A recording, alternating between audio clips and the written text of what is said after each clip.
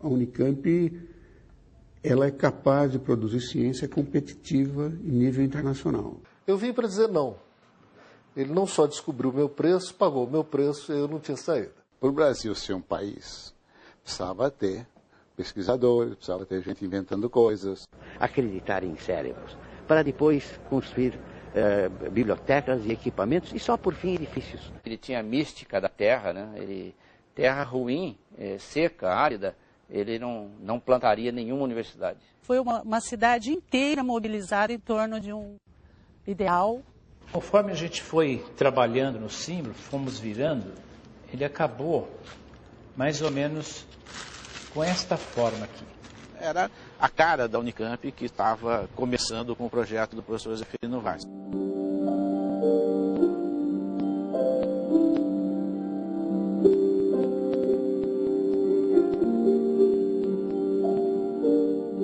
A acolhedora e progressista cidade de Campinas... Foi o general Humberto de Alencar Castelo Branco, primeiro presidente do regime militar, quem assentou a pedra fundamental da construção da Unicamp. Foi no meio de um canavial a 12 quilômetros do centro de Campinas. O ano era 1966. O presidente da República, após percorrer demoradamente suas... Os militares acreditavam que o país precisava dominar tecnologias estratégicas, principalmente na área de telecomunicações. Para o novo regime, era fundamental integrar o grande território brasileiro. Na década de 60, o transistor, o laser e a fibra óptica já haviam sido inventados e formaram a base da tecnologia de comunicações que usamos hoje. Uma missão da nova universidade era criar as condições para que o Brasil pudesse participar dessa revolução.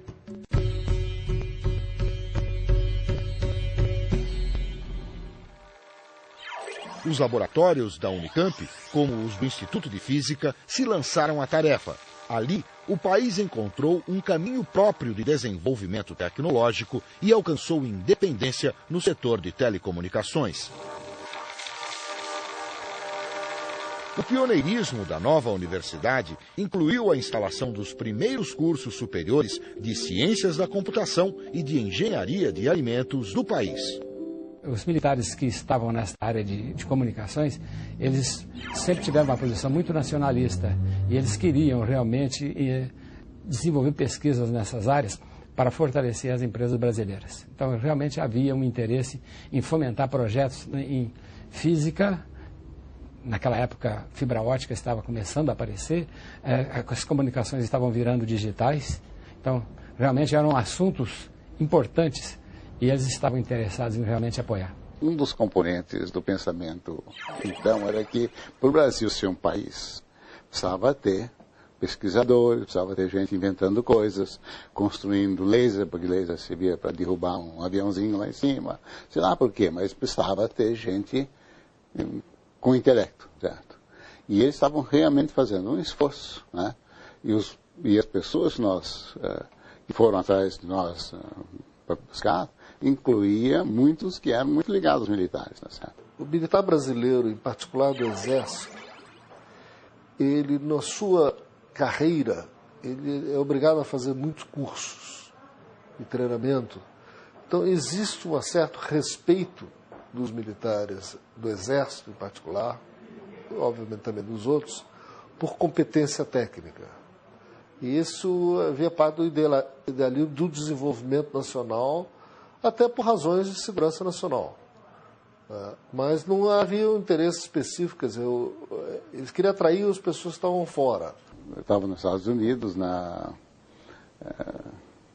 num laboratório de uma empresa, mas um laboratório que dá uma grande, digamos, espaço para o pesquisador.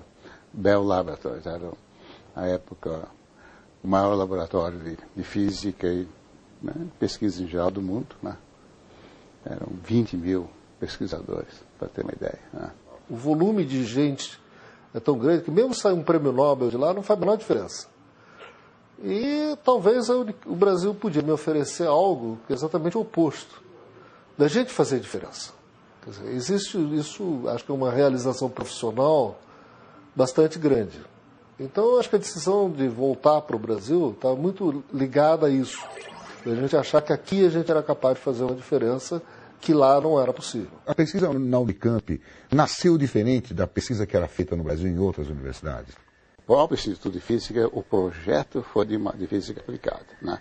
Era um projeto que se estudava as propriedades físicas, mas olhando possíveis aplicações dos materiais que a gente estudava. Certo? Mas trabalhando na fronteira do conhecimento. Na fronteira do conhecimento, obviamente, sempre trabalhando na fronteira do conhecimento, mas com o comprometimento de olhar possíveis aplicações, né?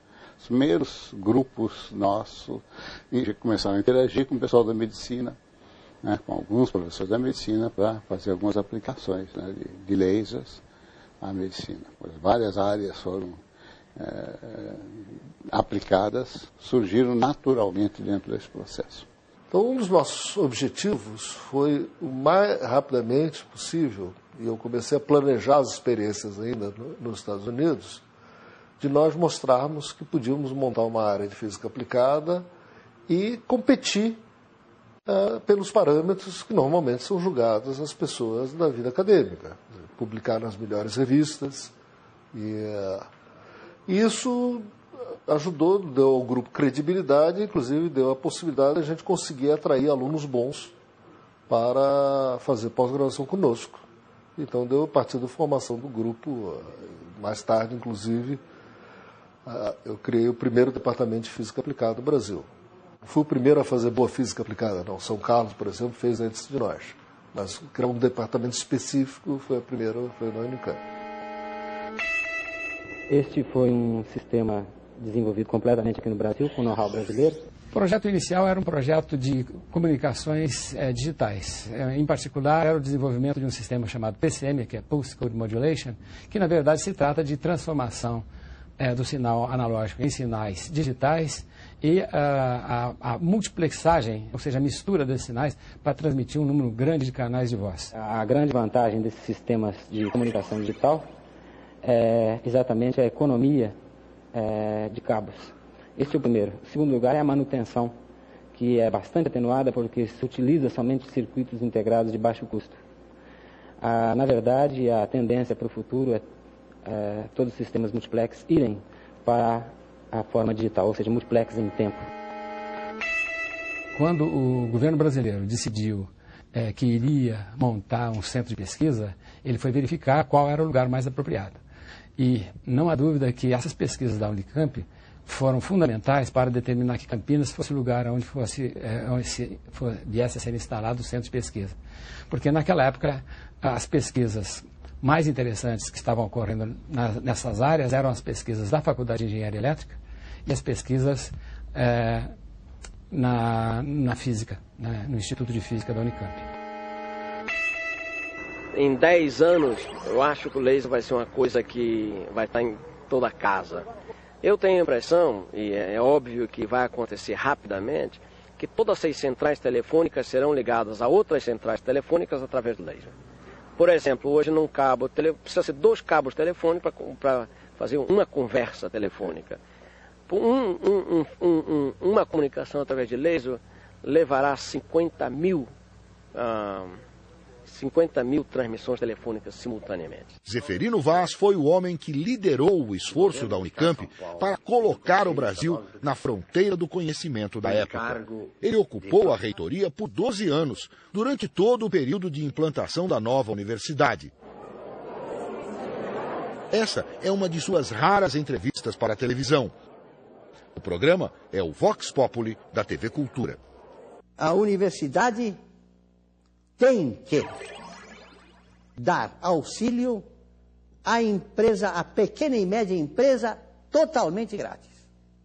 As pequenas e médias empresas devem receber apoio das universidades, sobretudo assessoria administrativa e assessoria técnica.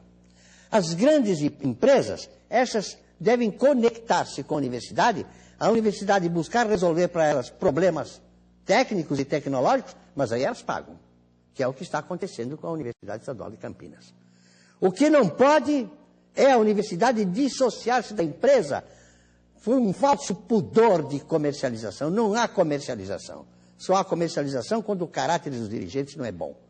Mas esse contato da universidade com a empresa é fundamental para o desenvolvimento da nação brasileira, porque eu já disse, nos países desenvolvidos, as grandes empresas mantêm os seus próprios departamentos de pesquisa e desenvolvimento, mas nos países menos desenvolvidos, ou em desenvolvimento como o nosso, as empresas não têm sobra de dinheiro para aplicar para pesquisa e desenvolvimento. E é a universidade quem deve fazê-lo, associando-se com a empresa. Esses mesmos cientistas, como o Sérgio Porto, que produzem trabalhos de ciência básica que são publicados nas melhores revistas científicas do mundo, são também dedicados à solução de problemas de desenvolvimento tecnológico brasileiro. Depois do intervalo, foi uma cidade inteira mobilizada em torno de um ideal. A Faculdade de Medicina, que deu origem à Universidade de Campinas. Parte dos militares que governavam o Brasil na década de 70 deu seu apoio à Unicamp na fase de desenvolvimento. Mas foram os cidadãos de Campinas os primeiros a se organizar para conseguir uma universidade pública, bem antes de os militares tomarem o poder. 1945. Campinas já era a segunda maior cidade do estado de São Paulo. Para superar a crise do café da década de 30, os empresários investiram em outras alternativas econômicas. Fábricas e agroindústrias se multiplicaram na região e atraíram gente em busca de trabalho. Surgiram bairros para abrigar esses novos moradores. Com a atividade urbana intensa, o setor de serviços aumentou. E na década de 50, Campinas já era um importante centro médico. Tinha 15 hospitais. Foram reportagens do jornalista Luso Ventura que abriram a campanha em favor de uma faculdade de medicina em Campinas, 15 anos antes de a cidade inteira se mobilizar. Luso Ventura era redator-chefe do jornal Correio Popular. Este artigo, de 7 de setembro de 1947, listava as vantagens da cidade de Campinas para abrigar uma faculdade de medicina. O número de grandes hospitais que Campinas possui, o excelente e moderno aparelhamento de que estão dotadas essas casas de cura, a afluência à nossa cidade de elevado número de doentes, havendo em consequência abundância de material humano para estudos, o alto grau de cultura da nossa classe médica e as tradições culturais de Campinas. Além dos fatores enumerados, outros de inegável importância concedem à nossa terra o direito de pleitear o privilégio de abrigar vários cursos de ensino superior. A posição geográfica de Campinas, a densidade da população estudantina de ciclo secundário e a amenidade de nosso clima. Depois de muitos discursos políticos e cobranças na Assembleia Legislativa, em junho de 1953, o governador Lucas Nogueira Garcês finalmente criou a Faculdade de Medicina de Campinas. Ela nunca saiu do papel. 5 anos mais tarde, o governador Jânio Quadros criou outra Faculdade de Ciências Médicas. Essa nova faculdade também nunca foi implantada. O jornalista e escritor Eustáquio Gomes foi coordenador de imprensa da Unicamp por 27 anos. Um de seus livros, O Mandarim, lançado quando a universidade completou 40 anos, é resultado de uma longa pesquisa. Ele se apaixonou pela história da universidade e pela personalidade de Zeferino Vaz, o reitor que criou as bases do que a Unicamp é hoje. Existia uma entidade, o Clube dos 21 Amigos, né, de Campinas, que era composto dos presidentes das entidades de serviço de Campinas. Clube dos Lojistas, Rotary, Lions e assim por diante. O Conselho de Entidades, criado em 1955, se reunia para discutir problemas comuns que exigissem uma grande mobilização da sociedade. Em 1959, Jânio criou uma comissão para estudar melhor onde seria o local adequado para a nova Faculdade de Medicina do Estado de São Paulo. Os debates sobre o assunto esquentaram nos jornais da época. Campinas enfrentou um forte opositor, o diretor da Faculdade de Medicina da USP de Ribeirão Preto, ninguém menos que Zeferino Vaz.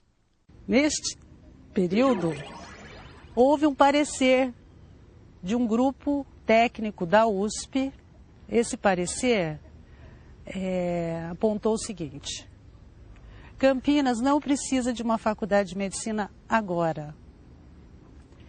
Precisa sim de uma escola politécnica. Zeferino estava envolvido neste documento. Aí, rejeição total de novo houve uma assembleia extraordinária por parte do Conselho de Entidades e fizeram um documento rejeitando aquele relatório e apresentaram para o governador um memorial, temos o documento, justificando a necessidade da instalação daquela faculdade que a cidade já tinha absorvido como certa, né? Zeferino, então, foi declarado, assim, inimigo da cidade.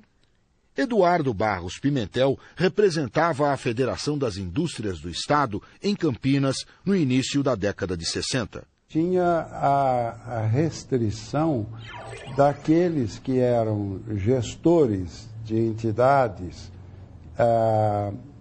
do Estado, como outras faculdades de medicina, e que, vendo a criação da nossa faculdade em Campinas, poderiam ter diminuída a sua capacidade de obter recursos para o crescimento. E a mais marcante, pelo valor e pelo que representava, e até pela lógica da colocação, era do professor Zeferino Vaz, e que, junto ao governo do Estado, ele trabalhava no sentido de dizer que, se era para formar mais jovens, ficaria muito mais barato para o governo do Estado investir mais na Faculdade de Ribeirão Preto, e por um investimento muitíssimo menor do que criar uma nova universidade, poderia ter uma produção muito maior. Em 1960, o Conselho de Entidades da cidade abriu uma guerra pela instalação da faculdade. Então a comunidade se organizou, né, ao longo de 5 até 8 anos e preparou levantamentos socioeconômicos, se organizou em comissões com diferentes tarefas, né? Eram 11 comissões. Cada comissão tinha um papel, desde o marketing até a pressão junto ao legislativo, a pressão junto ao executivo, aqueles que faziam palestras em entidades de serviços, enfim, se organizaram de uma maneira até muito parecida com uma ONG. E aí houve uma mobilização incrível, assim, muito linda. Eu acho que essa história precisa ser bem contada, porque a Unicamp nasceu dentro desse contexto. Não foi o contexto de ideia de um grupo que almejou uma universidade, mas foi uma cidade inteira mobilizada em torno de um ideal. Iniciou-se com a Faculdade de Medicina e que, posteriormente, chegou até a universidade, né? Aí nós pedimos uma audiência com o professor Carvalho Pinto. E o professor Carvalho Pinto, que era um homem, além de capaz, era um homem extremamente gentil, nos recebeu e disse que ia estudar. Enquanto o governo do Estado estudava o pedido do Conselho de Entidades de Campinas, surgiu no Congresso Nacional um projeto de lei do presidente Juscelino Kubitschek propondo a criação da Faculdade Federal de Medicina de Campinas. E o professor Carvalho Pinto sabia disso, pediu se eu podia conversar com ele, que ele queria conversar comigo. Ele diz: doutor Pimentel, decididamente eu não vou lhe dar uma faculdade de medicina. Eu vou lhe dar uma universidade. Já que o senhor liderou o trabalho, é um membro da comunidade, consiga um local para que eu instale imediatamente a faculdade. Porque eu estou em fim de governo e eu quero deixar as coisas consolidadas. A Universidade Estadual de Campinas foi criada pela Lei 7.655 no dia 28 de dezembro de 1962. Essa lei revogou todas as anteriores e, finalmente, tirou do papel a Faculdade de Ciências Médicas de Campinas. Depois do intervalo, a universidade de uma só faculdade e a construção da Unicamp. E foi aí que deu o grande estalo no Zeferino Vaz, de criar mais do que uma faculdade, de criar uma universidade de fato. A Cidade Estadual de Campinas nasceu na maternidade. A então chamada USC começou a funcionar num prédio emprestado, inacabado e com apenas uma faculdade. Em 63 de janeiro, o governador nomeou o primeiro reitor, Cantídio de Moura Campos, que era um médico. Cantídio de Moura Campos esteve envolvido com o projeto da Faculdade de Medicina desde 1958. Também participou dos estudos para a criação da universidade. E Cantídio de Moura ficou durante 8 meses à frente deste projeto. Como havia sido criada a Unicamp, que na verdade na época se chamava Universidade Estadual de Campinas, mas tinha uma outra sigla, era necessário ter a figura do reitor. E como tinha a faculdade, era necessário ter a figura do diretor. Então tinha o reitor, que não regia coisa nenhuma, e tinha o diretor, que era quem dirigia a faculdade. Antônio Augusto de Almeida, o primeiro diretor da faculdade, que liderou a criação dessa faculdade, a instalação, ele era do Conselho de Entidades. Era um médico do Instituto Penedo Bournier, muito conceituado, oftalmologista, muito sério, muito... E houve um desentendimento e Cantídio se afastou e no lugar entrou Mário Dene, também como reitor. Consta que foi pedido pelo reitor que o Conselho Estadual autorizasse o funcionamento desta universidade, o que motivou a vinda de uma comissão especial do Conselho de Educação a Campinas. E aí o relatório foi contundente. Concluiu-se que a universidade não existia, porque a Lei de Diretrizes Básicas da Educação dizia que para funcionar uma universidade deveria haver 5 unidades funcionando harmoniosamente, sob uma mesma coordenação, e que não era o caso de Campinas. A saída do segundo reitor, o cirurgião vascular Mário Dene, abriu caminho para a instalação de uma comissão organizadora da universidade. E a nova comissão veio presidida por ninguém menos que Zeferino Vaz, na época velho inimigo da Unicamp. Mesmo assim, o Conselho de Entidades de Campinas resolveu procurar Zeferino e convidá-lo para ser o reitor da universidade. Quem conta o episódio é Eduardo de Barros Pimentel. A resposta do professor Zeferino foi o seguinte: mas como é que eu vou assumir a reitoria da Unicamp em Campinas quando eu trabalhei de forma contrária? Como é que a comunidade vai me receber? Eu digo, o seu nome não foi lembrado, não foi indicado pelo governador, foi uma sugestão minha. E o senhor aceitando, a primeira coisa que eu vou fazer é comunicar à comunidade de que o convite foi meu. E foi aí que deu o grande estalo no Zeferino Vaz, que era um educador uspiano, né, de alto coturno, né, já com experiência de direção de faculdade na USP, já com a experiência de ter criado uma importante faculdade de medicina em Ribeirão Preto, já com a experiência de ter sido reitor da Universidade de Brasília, né. Então, ao passar por todos esses lugares, ele sabia o que ele queria e o que ele não queria. E aí surgiu a enorme oportunidade da vida dele, né, de criar mais do que uma faculdade, de criar uma universidade de fato. E aí começou o projeto Unicamp. Médico e doutor em parasitologia, Zeferino Vaz chegou à Unicamp com 57 anos. Catedrático de Medicina Veterinária da USP, ele dirigiu a faculdade aos 28 anos. Depois, foi secretário de Saúde de São Paulo, fundou e dirigiu a Faculdade de Medicina da USP de Ribeirão Preto, foi o primeiro presidente do Conselho Estadual de Educação e ainda interventor e reitor da Universidade de Brasília. Ele queria uma universidade com volume, uma densidade de pesquisas grande, com um predomínio da pesquisa tecnológica, com um equilíbrio com as humanidades e as biológicas, né? Então o projeto dele aproveitou alguma coisa da UNB, da Universidade de Brasília, aproveitou o que ele achava que tinha de bom na estrutura da USP e o resto ele inventou. E entre as coisas que ele inventou, né, ou reproduziu de centros universitários internacionais importantes, uma delas foi, por exemplo, a ruptura imediata que ele fez com a existência das cátedras. Substituiu isso pela departamentalização, né, criou os departamentos,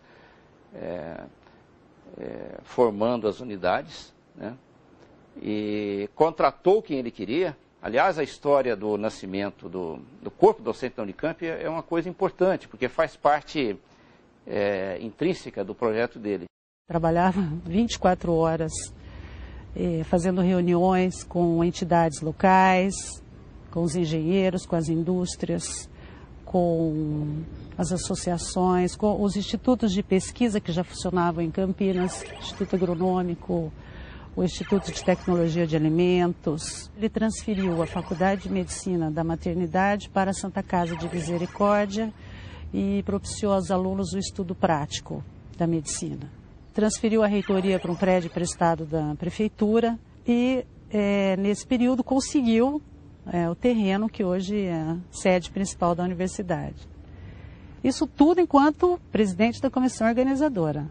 Para montar os primeiros cursos de engenharia e conseguir a aprovação da universidade pelo Conselho Estadual de Educação, Zeferino Vaz pediu ajuda aos empresários da cidade. O caminho foi constituir uma comissão, como sempre acontece. Essa comissão estava coordenada pelo professor Sancho Morita e constituída de engenheiros que estavam trabalhando como gerentes, superintendentes, enfim, executivos lá das várias empresas da região. Era um grupo de uns 6, 7 engenheiros. Nós fizemos um documento bem elaborado, que, se não me engano, tinha 28 itens, que ia desde a proposta de currículos, a oferta de engenheiros que podiam ser professores iniciais, a oferta de equipamentos que podiam ajudar na formação prática dos engenheiros, até a exclusividade para esses futuros engenheiros dos estágios e empregos na região. Naquele dezembro de 1966, o Conselho Estadual de Educação autorizou a instalação e o funcionamento dos institutos de Biologia, Matemática, Física e Química, além das faculdades de Engenharia Mecânica, Elétrica e de Alimentos. Depois do intervalo, a construção do campus e o projeto de universidade de Zeferino Vaz.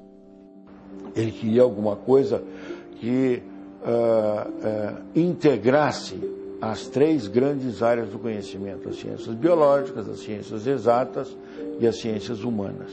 Zeferino Vaz ainda não havia sido nomeado reitor da Unicamp quando o general Castelo Branco esteve em Campinas para inaugurar o campus da nova universidade.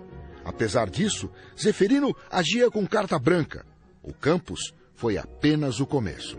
Ele precisava de uma área do jeito que ele idealizava, né? Uma área plana, né? Uma área com terra boa, porque ele tinha a mística da terra, né? Terra ruim, seca, árida, ele não plantaria nenhuma universidade. E o campus da Unicamp está num vale, né?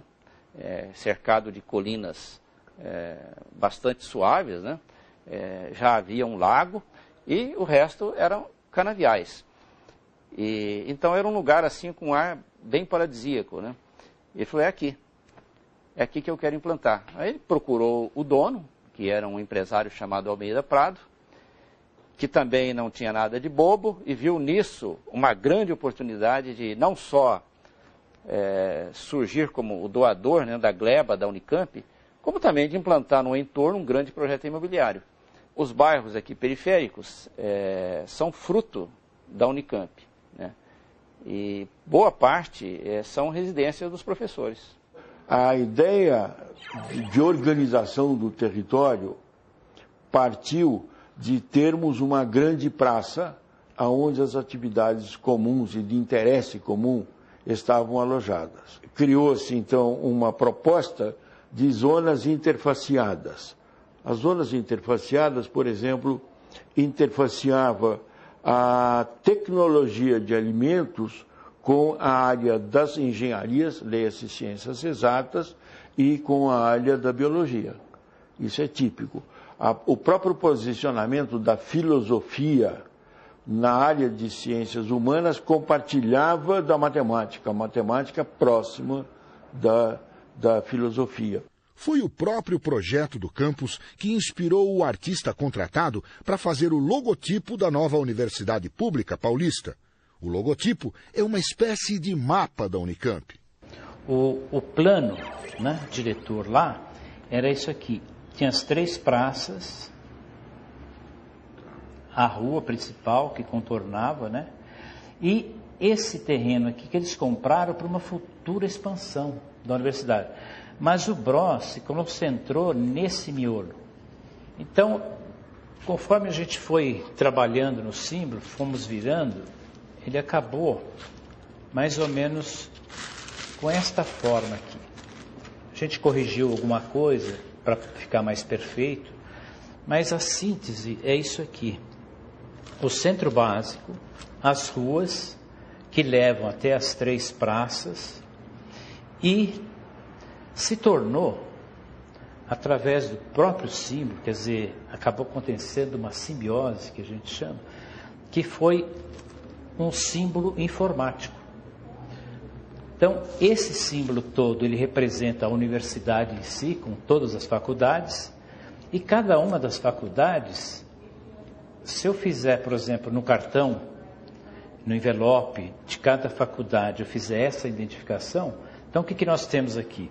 Aqui o Instituto de Matemática, Instituto de Física e assim por diante. A Unicamp usou vários prédios do centro de Campinas antes de se instalar no novo campus. A maternidade, onde a Faculdade de Medicina nasceu, a Santa Casa de Misericórdia, onde eram dadas as aulas práticas de medicina, o antigo Colégio Bento Quirino, na Rua Culto à Ciência, o Colégio Ateneu Paulista, o Palácio dos Azulejos e alguns outros prédios que já não existem mais. Além de garantir o espaço, Zeferino Vaz cuidou também de formar um grupo de professores que concretizasse o projeto dele sobre a Unicamp. Tenho certeza que ninguém interromperá esta linha mestre que foi seguida desde o começo. Acreditar em cérebros, para depois construir bibliotecas e equipamentos e só por fim edifícios. Edifícios simples, sem luxos, porque o cientista não precisa de edifícios luxuosos para produzir e o artista para criar. Então a primeira coisa que fiz foi selecionar cientistas onde eles estivessem, nacionais ou estrangeiros. Consegui trazer dos Estados Unidos mais de 100 cientistas brasileiros e da Europa que estavam lá ocupando altas posições e que foram sensíveis à mensagem que eu lhes enviei de construir um novo tipo de universidade. Trouxe 230 professores estrangeiros e trouxe professores do Brasil onde eles estivessem, contanto que tivessem talento. Naquele período, Zeferino Vaz buscou professores e pesquisadores como o físico César Lattes, conhecido por suas descobertas sobre raios cósmicos. Dos Estados Unidos, trouxe o também físico Sérgio Porto. Ele trabalhava na época com os inventores do laser. Então ele buscou, numa primeira leva, 180 pesquisadores estrangeiros, né, atraiu para cá, vindos de universidades importantes da Europa, dos Estados Unidos, e 200 professores que ele escolheu a dedo em universidades brasileiras ou brasileiros que estavam fora. Para conquistar esses cientistas importantes, Zeferino Vaz quebrou regras, aumentou salários e usou a possibilidade de titulares da USP poderem acumular um outro emprego por um prazo de 2 anos. O pessoal da USP até ficou um tanto quanto moado com isso, porque achava que ele estava oferecendo condições diferenciadas em relação à USP, o que é absolutamente verdadeiro. Ele estava mesmo, porque senão as pessoas também não iriam se meter lá depois em 66, 67, no meio do barro, sem infraestrutura, quer dizer, dentro apenas de um idealismo. Precisava ter também um retorno, algum retorno, e além do poder de convencimento dele, que era muito grande. Eu acho que o nosso grupo ajudou a dar credibilidade para o Unicamp, que permitiu a ele atrair pessoas de alto nível também em outras áreas, que, como a Unicamp ainda era desconhecida, ele no começo tinha certa dificuldade. Então, acho que a vinda do nosso grupo ajudou a ele a poder atrair outros, inclusive em áreas diferentes, como economia, linguística, filosofia, biologia. A gente se entendia, havia um entendimento de que a gente ia fazer um grupo, e esse pessoal veio para a Unicamp. Professores novos, novas faculdades. A Unicamp fez história antes mesmo de transferir todos os cursos para o campus definitivo. Zeferino Vaz conseguiu aprovar no Conselho Estadual de Educação o primeiro curso de Engenharia de Alimentos da América Latina. A ideia surgiu depois de uma visita ao Instituto de Tecnologia de Alimentos, o ITAL, em Campinas. E nesse prédio aqui...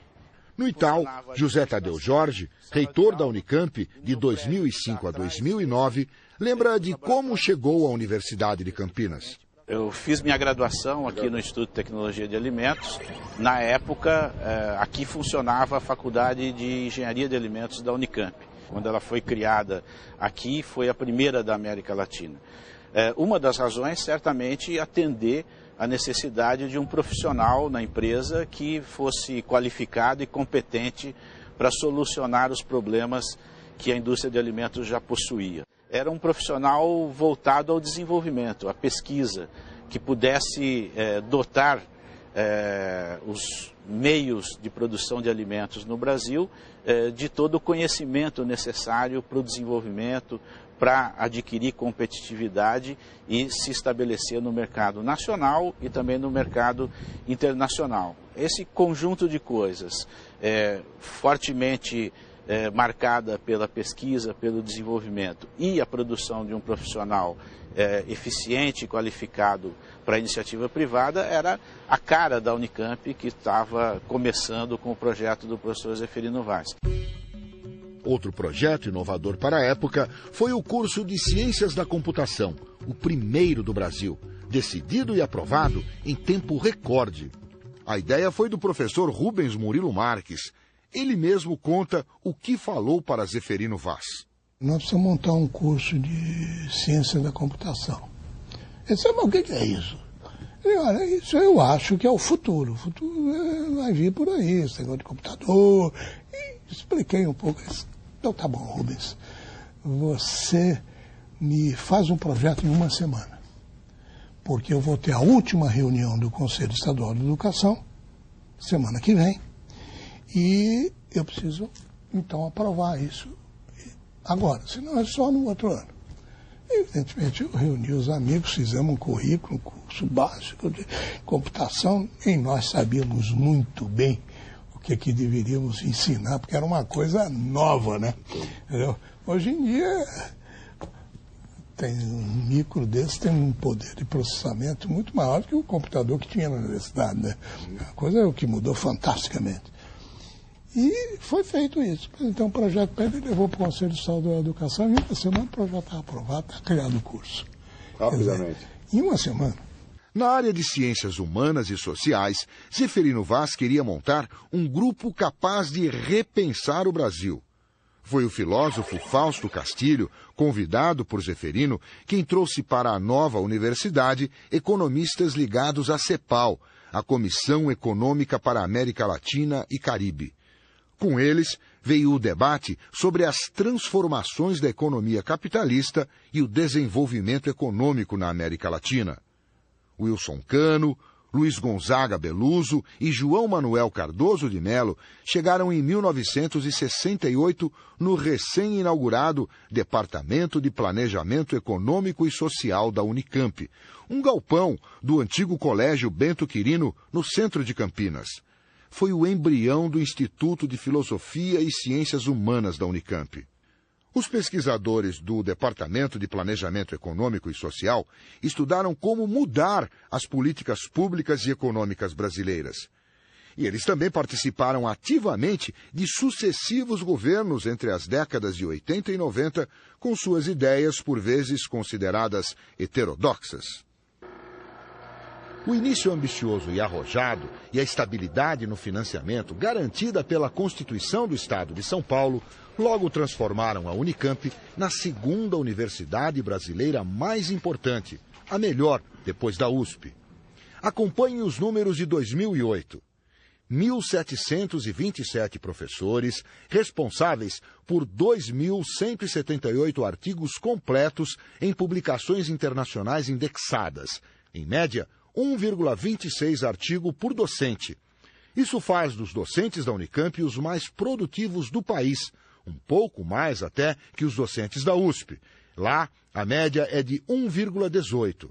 Historicamente, a Unicamp produz 10% da pesquisa brasileira. Eu acho que isso é uma característica que mostra o comprometimento de uma universidade de pesquisa, uma universidade que se preocupa de maneira muito importante com a educação, formação de seus alunos de graduação, mas tem um comprometimento grande com as atividades de pós-graduação e pesquisa. A Unicamp, ela é capaz de produzir ciência competitiva em nível internacional, que esse é das metas da universidade hoje, ela não só ser uma das principais universidades do Brasil, mas ela ser comparável às grandes universidades internacionais. 16.422 alunos matriculados em 58 cursos de graduação. 14.055 alunos matriculados em 139 cursos de pós-graduação. 748 teses de doutorado. 5 campi, 20 unidades de ensino e pesquisa e 3 hospitais. A Unicamp, nesses últimos anos, ela aumentou de maneira considerável o número de alunos. Hoje a Unicamp tem cerca de 10% de seus alunos de graduação que têm alguma experiência internacional. Passam algum tempo, alguns meses em universidades do exterior ou anos. Nós pretendemos triplicar isso. 30% de alunos com experiência internacional e gostaríamos que o mesmo número de alunos do exterior viesse à Unicamp. As grandes universidades mostraram que esse tipo de intercâmbio, de diversidade cultural que isso traz para o campus é muito importante para a formação dos alunos. A Unicamp já é a maior patenteadora do Brasil. Em dezembro de 2007, depositou a patente de número 500. Existem também 160 empresas filhas da Unicamp, aquelas incubadas na universidade ou cujos sócios são alunos, ex-alunos, professores ou ex-professores. Eu não teria muita dúvida que isso é uma consequência da maneira como o professor Zeferino pensou a Unicamp e das pessoas que ele trouxe, muito competentes em suas áreas de atuação. O projeto do Zeferino tinha também um fator íntimo dele, que ele resolveu assim: eu vou usar o dinheiro do Estado, né, e vou fazer com a minha cabeça. Né. Então ele era um homem que, por dever de ofício, fazia discursos no 31 de março, aniversário do golpe, né, mas que ao contratar os professores, ele contratava do jeito que ele queria. Ele não pedia carteira ideológica. Zeferino Vaz morreu em fevereiro de 1981, de problemas no coração. Já não era reitor da Unicamp, mas aos 73 anos ainda trabalhava na universidade. Até hoje, alunos e professores reproduzem histórias sobre a atuação de Zeferino Vaz no início da Unicamp, como uma lenda que de fato aconteceu. Despedir-me da universidade provoca em mim dois sentimentos contrastantes, aparentemente. Um de alegria, alegria profunda, de quem realizou um sonho, partindo de um canavial símbolo de subdesenvolvimento, e ver hoje, nesse canavial, uma universidade respeitada. A segunda sensação é de tristeza. Tristeza natural de um pai cujo filho alcançou uma maioridade física e espiritual digna e que pode caminhar por si para um destino grandioso. Alegria que não tem dinheiro que pague. Eu vejo o futuro. Olho para frente, vejo o meu país. Vejo esta nação crescendo e esta universidade contribuindo decisivamente para promover a saúde física e mental de um povo bom, de um povo cordial, de um povo que merece. É o que eu sinto.